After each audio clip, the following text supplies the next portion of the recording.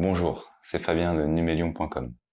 Dans cette nouvelle vidéo, je vais vous parler des rythmes de publication sur les blogs et sur les sites internet. Pour cela, je vais la diviser en 5 parties. La première partie parlera donc du rythme de publication parfait.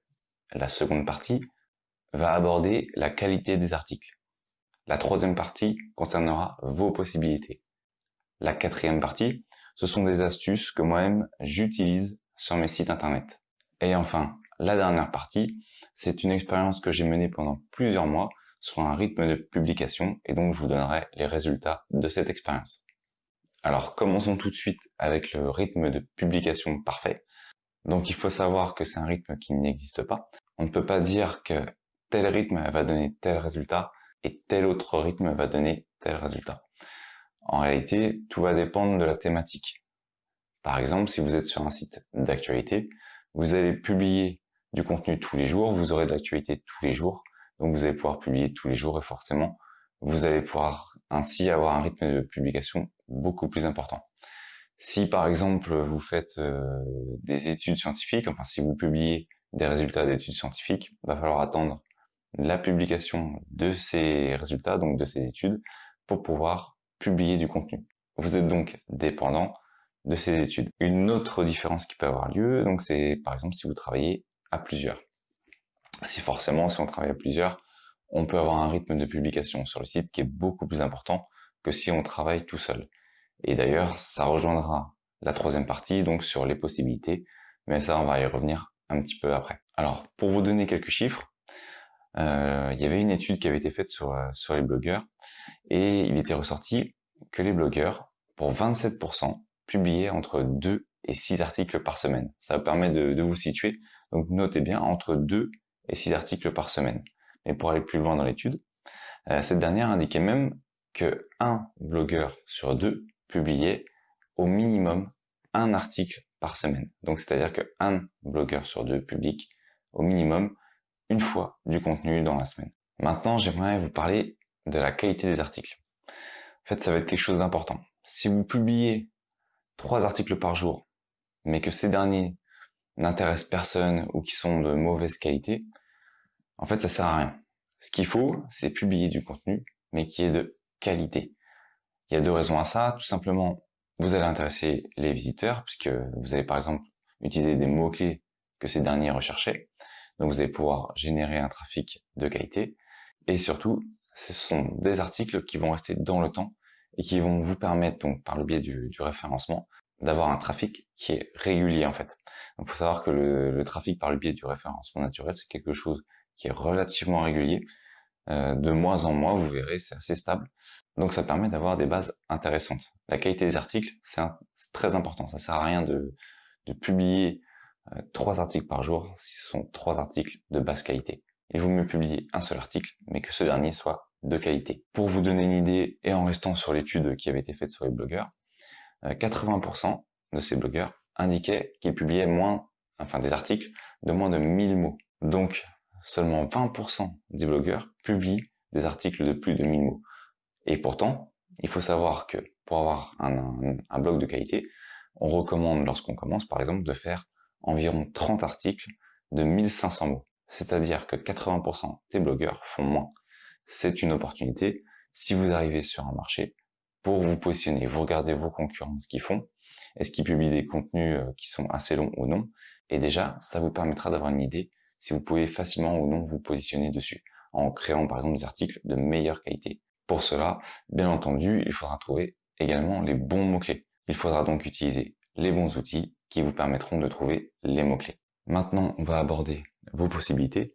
C'est peut-être l'élément le plus déterminant dans le rythme de publication. Il va falloir vous poser 2 questions principales. La première, c'est le temps qu'il vous faut pour écrire un article. Et la seconde, combien de temps vous souhaitez passer à la création du contenu de votre site. Pour vous donner un exemple, sur Numelium, pour écrire un article, il me faut entre 4 et 6 heures. En effet, sur Numelium, j'écris des articles qui sont assez longs, généralement entre 1000 et 2000 mots. Ça peut même aller plus loin. Mon plus gros article fait plus de 6000 mots. Voilà, donc ce sont des articles qui sont très longs à écrire, et donc ça me prend pas mal de temps. Si déjà vous commencez avec des articles qui sont entre 1000 et 2000 mots, ce seront des articles généralement qui seront de qualité. Donc il vous faudra un certain temps pour pouvoir les écrire. Pour résumer, vos possibilités au niveau du rythme de publication se trouvent au croisement entre le temps qu'il vous faut pour écrire un article et le temps que vous pouvez consacrer pour écrire un article. En fonction de ces deux éléments, vous saurez la fréquence de publication d'articles que vous pourrez faire sur votre site. Maintenant, je vais vous donner quelques astuces que j'utilise sur Numérion. La première, c'est bien entendu la planification. Autrement dit, cela signifie que j'ai des articles qui sont déjà écrits. J'ai un calendrier de publication qui est déjà fait. Par exemple, actuellement, j'ai 2 mois d'avance au niveau des publications. C'est-à-dire que pendant 2 mois, toutes les semaines, j'ai au minimum 2 articles qui vont sortir. Voilà, donc ils sont déjà planifiés. Tout ce que je vais faire en plus, j'ai 2 solutions. Soit je continue le calendrier et je les mets aux semaines qui suivent, soit je peux très bien publier, par exemple, j'ai 2 par semaine, je peux très bien publier un 3e, voire un 4e article par semaine, si je considère qu'il faut que je les publie maintenant. Donc avoir des articles d'avance, ça permet de se dégager du temps également pour faire d'autres tâches. Imaginons également qu'à un moment, je manque de temps pour créer du contenu, je sais que de toute façon, pendant 2 mois, j'ai 2 mois d'avance, donc je pourrais, pendant un certain temps, ne pas créer d'articles et faire autre chose. Mais mon idée, c'est toujours de maintenir mes 2 mois d'avance au niveau de la publication. Une autre solution que j'utilise, c'est la mise à jour d'articles. C'est-à-dire que c'est plus rapide de mettre à jour un article que de créer un article. Donc une solution, c'est par exemple de détecter vos articles qui vous apportent peu, par exemple, de visites, les réécrire, ajouter un petit peu de contenu dedans. Ça peut permettre d'augmenter leur position dans les résultats des moteurs de recherche sur les mots-clés que vous visiez. Et ainsi, vous faites un coup double. Non seulement vous allez faire comme si c'était un nouvel article, c'est-à-dire qu'il va remonter en haut de la liste, et donc ça va être comme un nouveau contenu.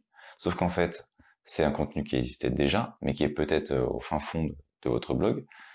Et le deuxième point positif, c'est que ça va permettre au moteur de recherche de voir qu'il y a eu une mise à jour, et donc peut-être d'améliorer vos positions. Et une position améliorée dans un moteur de recherche peut vous permettre d'avoir de nombreux visiteurs en plus. J'avais d'ailleurs écrit un article à ce sujet, et dans cet article, je montrais que donc une variation d'une position dans un moteur de recherche avait un impact significatif sur le nombre de visiteurs qui allaient venir. Je vous invite d'ailleurs à le consulter, je vais le mettre directement dans la description. Donc si vous voulez le regarder, il vous suffira de cliquer dans le lien dans la description. Une autre possibilité qui permet de gagner pas mal de temps dans la création et la publication d'articles, c'est de faire des articles dits faciles. Autrement dit, ces articles sont plus courts que des articles classiques. Tout à l'heure, je vous indiquais qu'il fallait faire des articles plus longs que 1000 mots. En fait, des articles faciles, ce sont des articles qui sont inférieurs à 1000 mots, mais supérieurs à 500 mots. Donc, entre 500 et 1000 mots, c'est des articles qui sont assez rapides à écrire, et ça permet de créer du contenu. Il faut jamais faire en dessous de 500 mots, enfin, essayer de faire en dessous de 500 mots, sinon ça peut être considéré comme des articles de basse qualité par les moteurs de recherche. Donc, une solution, c'est de créer un article facile, donc qui fait par exemple 600 mots, donc qui sera assez rapide à écrire et qui vous permettra de faire une publication assez vite.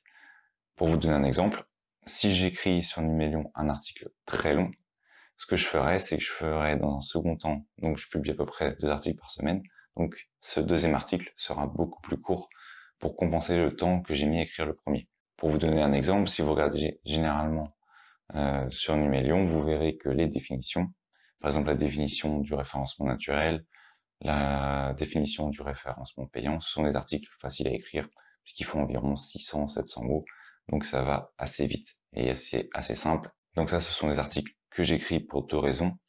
Tout simplement pour maintenir mon rythme de publication 2 articles par semaine, mais également parce qu'ils me permettent de faire le maillage interne de mon site, c'est-à-dire de créer des liens entre les articles pour améliorer et optimiser d'ailleurs le référencement naturel de ce dernier. Enfin, je vais aborder avec vous une expérience que j'avais menée durant plusieurs mois. Je l'ai appelée la méthode bombardement. Donc c'est clairement un nom qui est totalement inventé. Donc pour résumer cette expérience, c'est assez simple.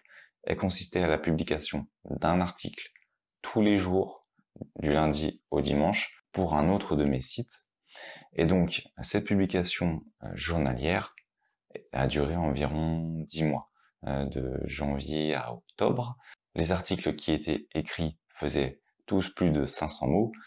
Il y en avait assez peu qui étaient longs, généralement ça tourne entre 500 et 1000 mots. Donc pour en venir au résultat de cette expérience, elle m'a permis de passer de 1000 sessions par jour, donc en janvier, ça c'est ce que j'avais en termes de visiteurs, à 6500 par jour en octobre. Voilà, donc j'ai multiplié par 6 le trafic en ayant un rythme de publication qui était journalier. Donc on peut quand même dire que le rythme de publication a un impact significatif sur le trafic qui sera généré par votre site. À savoir que tous les mots-clés que j'ai utilisés étaient recherchés. C'est-à-dire que chaque article qui était publié, il y avait eu auparavant une recherche de mots-clés. C'était pas des articles qui étaient faits au hasard. Donc voilà pour cette expérience. Vous pouvez d'ailleurs en savoir plus sur cette dernière directement sur le site. Je vais vous mettre le lien vers l'article. En fait, cette vidéo, c'est tout simplement toutes les informations que j'avais reprises dans un article que j'avais déjà écrit sur mon site et qui est plus détaillé au niveau de la méthode de bombardement que j'ai utilisée. Donc je vous invite, si vous souhaitez, à aller voir directement cet article. Je vous mets le lien dans la description si vous souhaitez en savoir plus. Cette vidéo est maintenant terminée. Abonnez-vous à la chaîne si vous souhaitez être informé des dernières publications de vidéos et sur les réseaux sociaux si vous voulez être informé des derniers articles. Quant à moi, je vous dis à bientôt pour une nouvelle vidéo sur Numelium.